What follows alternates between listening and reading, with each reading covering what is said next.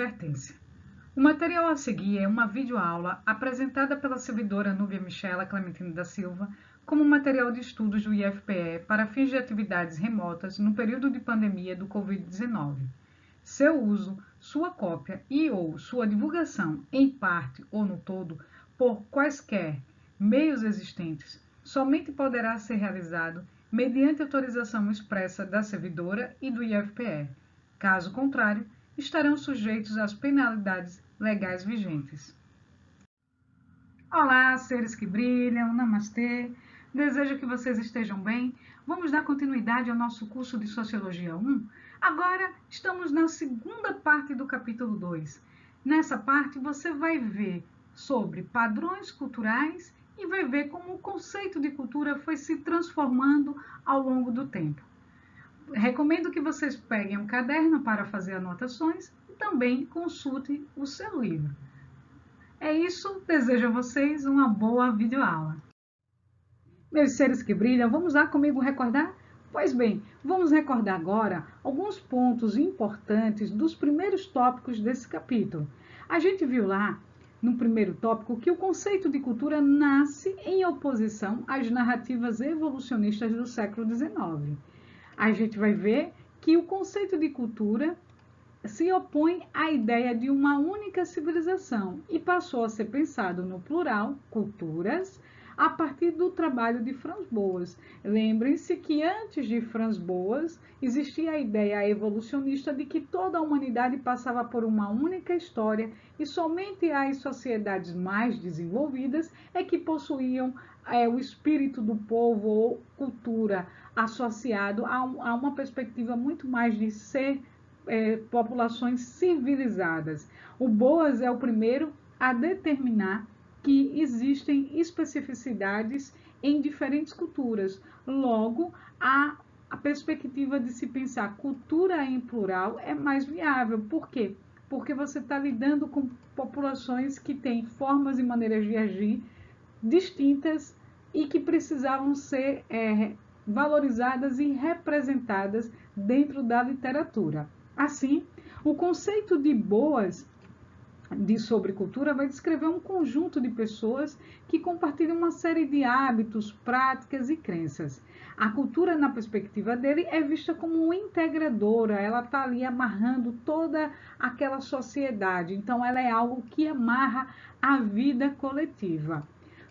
Um outro ponto importante que a gente viu na aula anterior é que o relativismo cultural que é proposto pelos alunos que vêm na mesma trajetória de Boas, ele é o oposto ao etnocentrismo. Veja bem, o Boas ele vai garantir que a existência de diferentes culturas e vamos dizer assim, as pessoas que vêm depois comungando das suas ideias vai cunhar o termo relativismo cultural, que é essa ideia de você destruir uma visão etnocêntrica e pensar a diversidade cultural das outras populações ao redor do globo.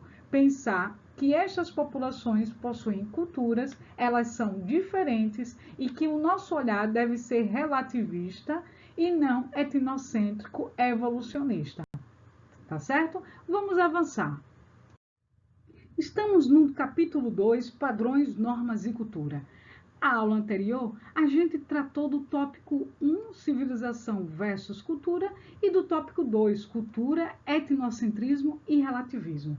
Agora é a vez de trabalharmos o tópico 3, Padrões Culturais. Por esse tópico ser um pouco longo e apresentar questões um pouco complexas, eu vou trabalhá-lo de maneira mais calma e mais detalhada nessa videoaula. Tópico 3, Padrões Culturais. Desde o século XIX, estudiosos começaram a perceber que diferentes culturas produziam realidades diferentes e essas realidades, por sua vez, davam origem a práticas regulares que se repetiam no tempo e no espaço. Esses comportamentos e práticas regulares foram denominados de padrões culturais. A ideia de que existem padrões culturais foi decorrência direta dos estudos de Boas, que a gente já viu nos tópicos anteriores, nos quais o conceito de cultura, que ganha a sua conotação moderna como uma força unificadora de um povo, passou a ser desenvolvido por ele. Para Boas, a cultura era aquilo que condensa e dá sentido a tudo o que acontece dentro daquela organização social. Ficou confuso? Deixa eu explicar aqui um pouquinho mais. O que Boas está dizendo é que, ao observar que diferentes culturas produziam respostas culturais diferentes, ele viu que aquelas realidades acabavam produzindo práticas que eram regulares. Então, você não podia comparar as diferentes populações, as diferentes comunidades, uma em relação à outra, mas você poderia comparar em relação a ela mesma, a buscar o que era particular e o específico. Logo, você conseguia enxergar que havia regularidades em algumas práticas e que essa regularidade poderia ser tomada como padrões culturais.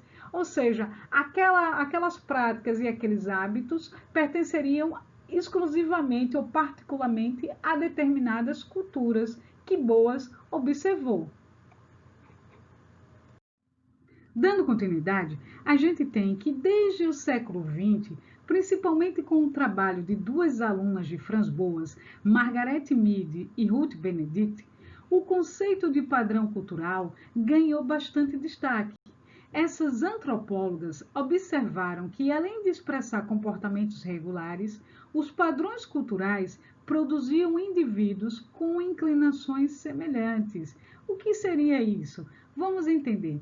Para Margaret Mead, por exemplo, que estudou os Papuia na Nova Guiné, ali na ilha de Manus, ela foi observar que aquele povo tinham personalidades muito regulares, ou seja, era como se aquela população que se encontrava, ela tivesse um tipo de humor, um tipo de conduta que era bastante comum, ou seja, era muito fácil de ser encontrada entre aquelas pessoas, entre aqueles indivíduos que ali residiam. Então, as respostas que eles davam às suas necessidades eram as mesmas, eles tinham coisas, como já falei, que se repetiam e formavam um pouco da sua personalidade.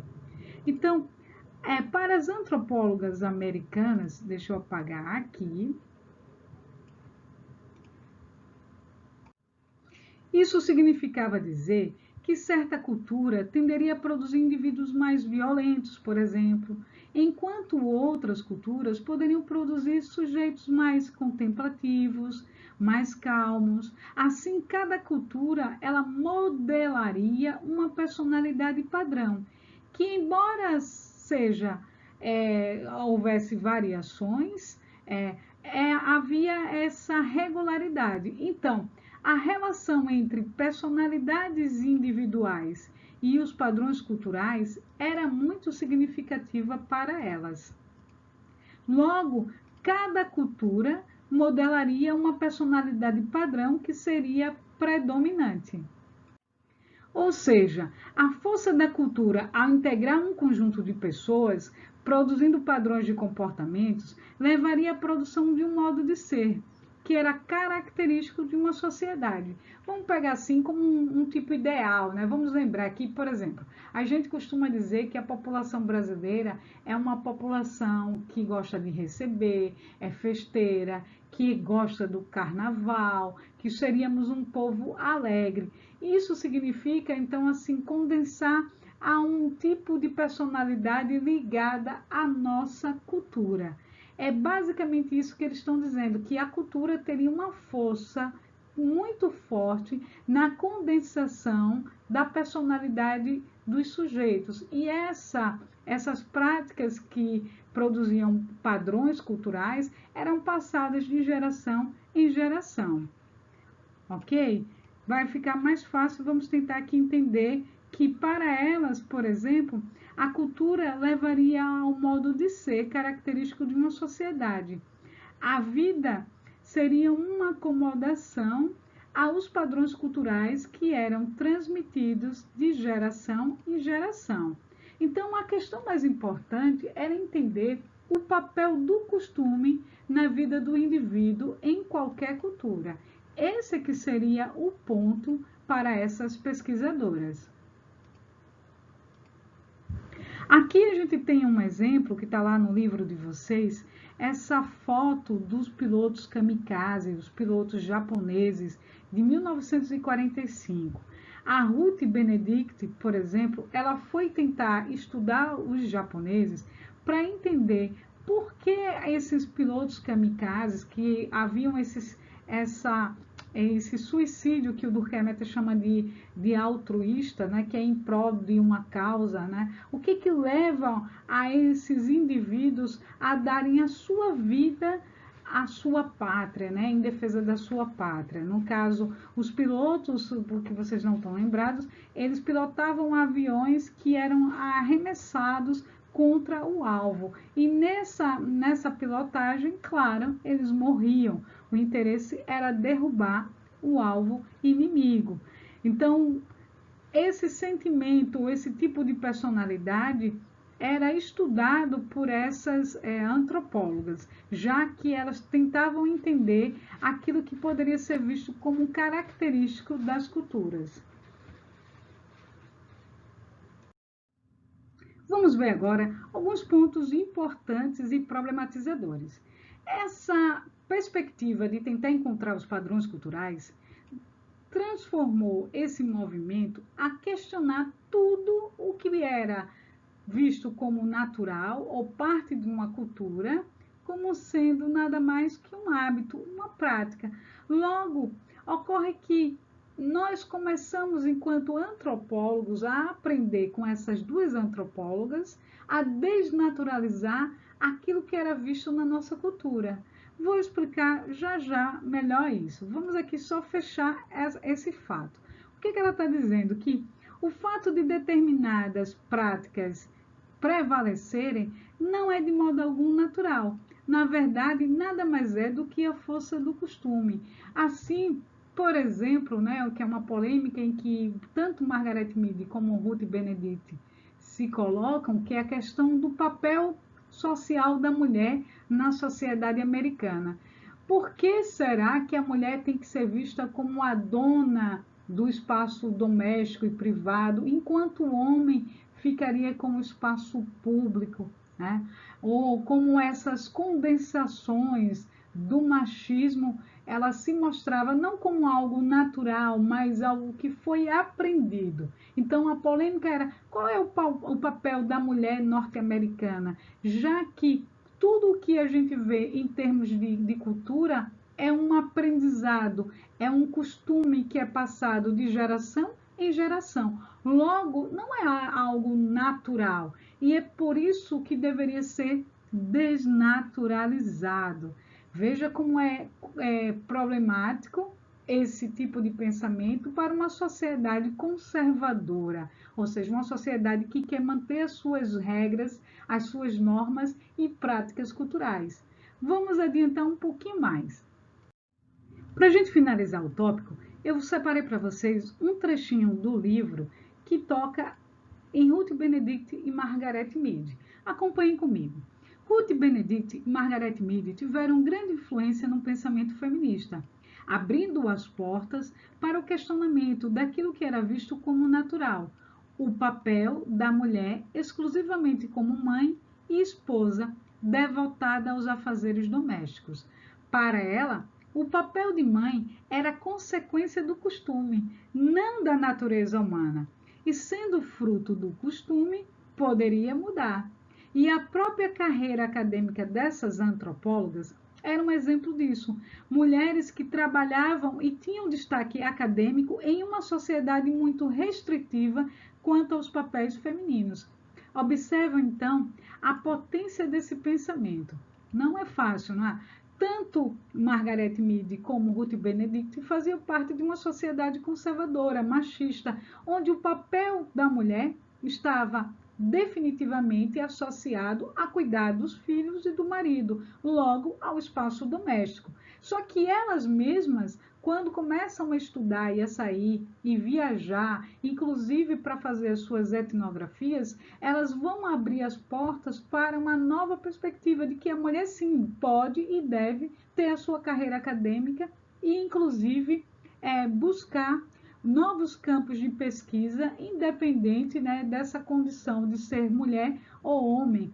Elas deveriam buscar seus interesses e seus objetivos. Então, essas antropólogas abrem as portas para o questionamento do papel da mulher. E esse tipo de pensamento vai se espraiar por por outras sociedades ocidentais. Inclusive, aqui o livro mais à frente, né, quase 10 ou 15 anos mais à frente, você tem aqui uma imagem já de um movimento feminista já mais consolidado, lá na década de 1971, quando em Londres as mulheres estavam protestando, reivindicando creches nos locais de trabalho, acesso a todos os tipos de trabalho. Elas também estavam buscando salário igual para funções iguais. A gente sabe que até hoje existem empresas que pagam salários diferentes, mesmo as mulheres ocupando o mesmo cargo que os homens, mas não há essa equiparação salarial. Ou seja, há muito machismo e preconceito, né, em relação ao trabalho feminino. Elas também estavam lutando pela liberação gratuita de métodos contraceptivos e o direito ao aborto, que até hoje é um tema bastante polêmico, mas as mulheres ainda lutam muito pelo direito de decidir sobre o seu próprio corpo, ou seja, o direito reprodutivo. Para além de ser um Estado que mande ou uma igreja que mande, a mulher que faz parte de alguns movimentos feministas, elas lutam para que elas mesmas possam decidir sobre isso, ok? Então, isso finaliza esse tópico padrões culturais. Que tal você abrir o seu livro e dar uma lida nesse tópico que trabalhamos na videoaula de hoje? Aproveita e depois senta e vai responder o questionário, tá certo? Missão cumprida por hoje. Gratidão, namastê. Até o nosso próximo encontro. Brilhem!